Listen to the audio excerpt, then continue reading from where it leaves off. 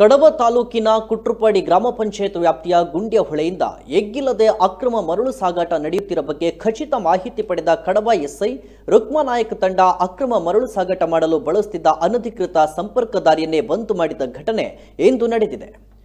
ಹೊಸಮಠ ಸೇತುವೆ ಸಮೀಪ ಇರುವ ಬಿಜೆಪಿ ಮುಖಂಡನ ಮನೆಯಂಗಳದ ಮೂಲಕವೇ ಹಲವು ದಿನಗಳಿಂದ ರಾತ್ರಿ ಹಗಲೆನ್ನದೆ ಅಕ್ರಮ ಮರಳು ಸಾಗಾಟವಾಗುತ್ತಿರುವ ಬಗ್ಗೆ ಗ್ರಾಮಸ್ಥರಿಂದ ದೂರು ಬರುತ್ತಿತ್ತು.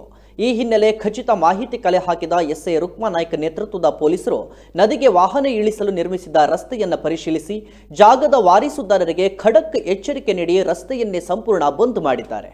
ಇನ್ನು ಈಗಾಗಲೇ ಅಕ್ರಮ ಮರಳುಗಾರಿಕೆ ನಡೆಯುತ್ತಿರುವುದು ಕಂಡು ಬಂದಲ್ಲಿ ಅಧಿಕಾರಿಗಳ ಮೇಲೆಯೇ ಕ್ರಮ ಕೈಗೊಳ್ಳುವ ಬಗ್ಗೆ ಜಿಲ್ಲಾಧಿಕಾರಿ ಡಾಕ್ಟರ್ ರಾಜೇಂದ್ರ ಕೆವಿ ಸೂಚನೆ ನೀಡಿದ್ದ ಬೆನ್ನಲ್ಲೇ ಕಡಬ ಪೊಲೀಸರ ಈ ಕ್ರಮ ಗಮನಾರ್ಹವಾಗಿದ್ದು, ಇನ್ನು ಸ್ಥಳೀಯಾಡಳಿತ ಮತ್ತು ಕಂದಾಯ ಇಲಾಖೆ ಮಾತ್ರ ಇನ್ನೂ ಎಚ್ಚೆತ್ತುಕೊಳ್ಳದಿರುವುದು ಹಲವು ಅನುಮಾನಗಳಿಗೆ ಎಡೆಮಾಡಿಕೊಟ್ಟಿದೆ.